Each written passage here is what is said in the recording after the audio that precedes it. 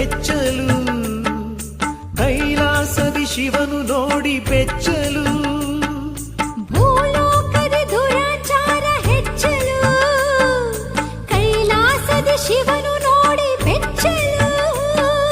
ವೃಷಭರಾಜೇಂದ್ರನು ನೆನಪಿಗೆ ಬರಲು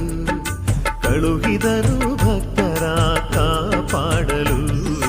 ಕಳುಹಿದನು ಭಕ್ತರ ಕಾಪಾಡಲು